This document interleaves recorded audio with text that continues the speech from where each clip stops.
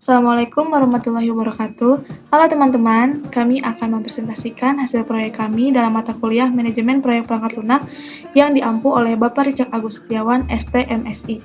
Dengan studi kasus yang kami ambil yaitu Sistem Informasi Controlling Siswa Bimbingan Belajar berbasis Android yang diberi nama Halo Bimbel. Sebelumnya, kami dari tim proyek 4 yang beranggotakan Ditya Riani Sardi dengan NIM 2019-04001, Nur Sita Setiawati dengan NIM 2019-04022, dan saya sendiri Anissa Zahri Fauziah dengan NIM 2019-04025. Untuk mengetahui pembahasan tentang latar belakang, fitur kegunaan, dan yang lainnya dalam sistem informasi ini akan dijelaskan oleh rekan saya, Ditya Riani Sardi, dipersilahkan. Selanjutnya latar belakang, yaitu ada beberapa hal lain yang terjadi. Siswa tidak berada di lokasi bimbel pada jadwal yang seharusnya, sehingga orang tua yang menghubungi pihak bimbel untuk memastikan anaknya berada di lokasi bimbel sesuai jadwal yang seharusnya. Selain itu, untuk mendapatkan informasi yang diminta, orang tua harus menunggu karena petugas perlu waktu untuk mencari dan menyiapkan data dan informasi yang diminta. Untuk mendapatkan informasi perkembangan anak pada bimbel, orang tua harus menghubungi pihak bimbel via telepon atau datang langsung ke tempat bimbel. Selanjutnya ada fitur dan kegunaan pada aplikasi Halo Bimbel ini pada admin. Yang pertama, manajemen siswa yang meliputi pengelolaan data siswa. Yang kedua, daftar hadir siswa yang digunakan untuk menampung data kehadiran siswa dengan cara melakukan fingerprint. Yang ketiga, manajemen pengguna yang digunakan untuk menampung data pengguna yang melakukan pendaftaran akun pada aplikasi Halo Bimbel. Keempat, hasil tryout yang digunakan pula oleh guru bimbingan belajar untuk menampung data nilai siswa yang telah melakukan tryout. 5. Manajemen keuangan siswa yang digunakan oleh bagian keuangan untuk mengelola data keuangan pembayaran bimbingan belajar siswa. 6. Akun profil yang berisi mengenai nama admin, akun profil yang sedang mengakses aplikasi Halo Bimbel. Selanjutnya ada fitur dan kegunaan untuk orang tua siswa. Yang pertama, pembayaran bimbel yang digunakan oleh orang tua untuk melihat status pembayaran bimbingan belajar siswa. Yang kedua, kehadiran siswa yang berisikan data kehadiran siswa. Ketiga, laporan hasil tryout yang menunjukkan perkembangan siswa dengan berupa chart. Yang keempat, akun profil yang berisi mengenai nama orang tua akun profil yang sedang mengakses aplikasi Halo Bimbel. Kelima, jadwal pembelajaran bimbingan belajar yang sesuai dengan program bimbingan belajar yang diambil. Selanjutnya ada perspektif produk. Produk yang digunakan merupakan sebuah perangkat lunak berbasis Android yang dimana akan melakukan proses pengelolaan data dalam database. Aplikasi ini diberikan nama Halo Bimbel yang berfungsi sebagai aplikasi yang akan mengontrol aktivitas sistem dalam bimbingan belajar yang berada jauh dalam jangkauan orang tua. Nantinya pada aplikasi ini akan digunakan oleh orang tua dan admin di bimbingan belajar yang akan langsung mengirimkan aktivitas siswa kepada orang tua. Kemudian memberikan notifikasi seperti jadwal tryout yang akan dilakukan, notifikasi kehadiran siswa yang akan diberikan kepada orang tua, dan notifikasi pembayaran. Rancangan tatap muka perangkat lunak ini akan menggunakan Kotlin Android dengan basis database PHP MyAdmin. Kemudian ada anggota proyek yang akan melakukan proyek perangkat. Di antaranya ada project sponsor, kemudian project manager, yang dimana project manager ini terbagi menjadi project manajemen dan administrasi, kemudian internal audit dan quality assurance. Untuk divisinya terdapat divisi sistem software, divisi software developer, divisi manajemen. Untuk setiap divisi sistem software ini terdapat sistem analis, UI UX designer, software arsitektur, kemudian database engineer. Untuk divisi software developer terdapat full stack developer dan administrator server. Kemudian untuk divisi manajemen software terdapat desain tester dan software tester.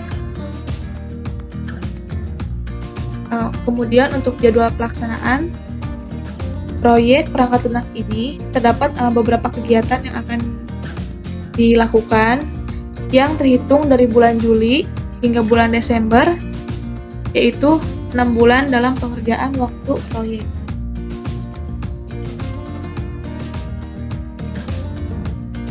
Selanjutnya mengenai rencana pekerjaan yang akan dilakukan oleh setiap anggota tim Project Hello Bimbo. Yang pertama, pada bagian analisis akan mulai mengerjakan mengenai mendefinisikan kebutuhan sistem, analisis kebutuhan sistem, dan membuat dokumen kebutuhan sistem. Kemudian pada bagian perancangan akan dilakukannya kegiatan yaitu membuat perancangan arsitektur, membuat perancangan tampilan sistem, membuat perancangan basis data, dan membuat perancangan algoritma. Adapun pada bagian implementasi meliputi kegiatan mengimplementasikan perancangan basis data dan mengimplementasikan perancangan tampilan dan algoritma. Selanjutnya pada bagian testing meliputi kegiatan melakukan pengujian terhadap sistem yang telah diimplementasikan. Dan yang terakhir yaitu dilakukannya pemeliharaan yang meliputi kegiatan melakukan perbaikan atau peningkatan untuk produk, adaptasi produk dengan lingkungan yang baru, dan yang terakhir yaitu update dokumen.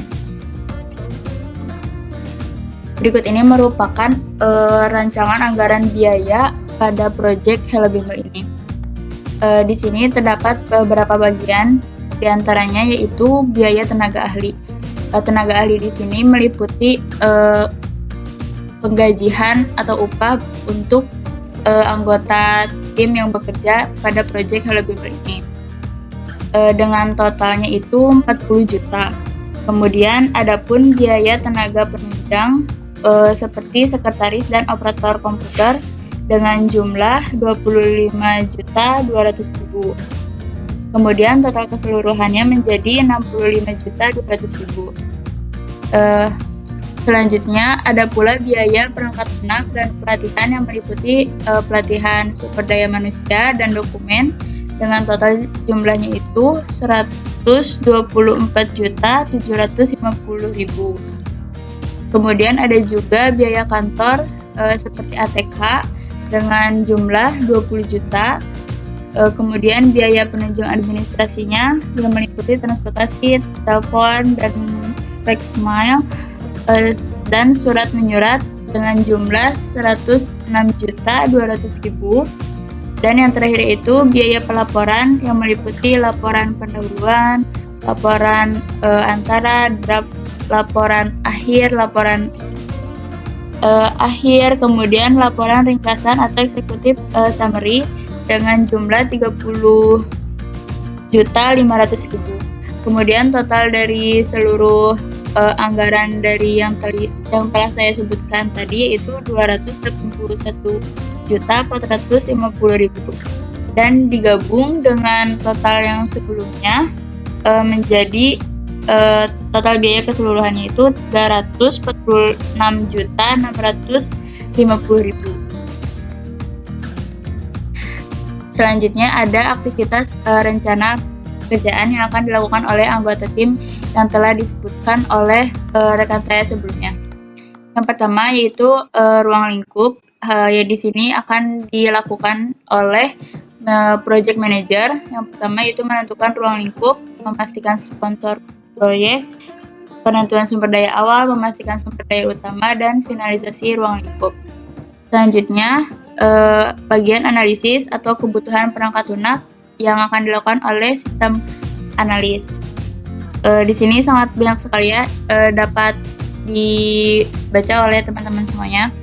Selanjutnya yaitu pada bagian perancangan yang akan dilakukan oleh UI UX designer, kemudian software arsitektur, dan tim lainnya yang bekerja pada bagian perancangan.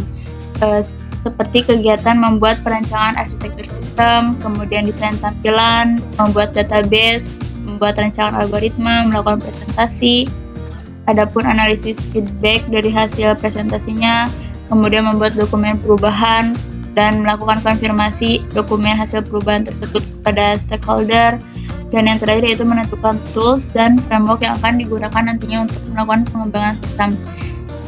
Selanjutnya yaitu adanya implementasi yang akan dilakukan oleh full stack developer. Di antaranya yaitu melakukan implementasi desain tampilan dan implementasi database sistem yang sebelumnya telah dirancang pada bagian perancangan. Kemudian adapun pada bagian testing yang biasanya dilakukan setelah implementasi selesai dilakukan.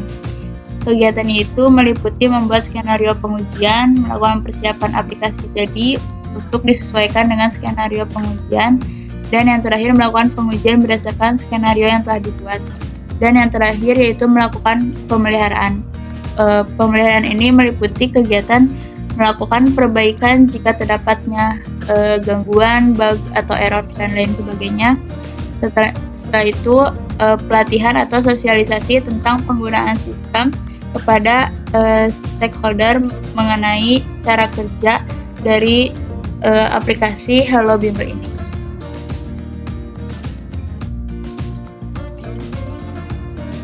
Sekian yang dapat kami sampaikan, semoga bermanfaat bagi kita semua. Terima kasih banyak.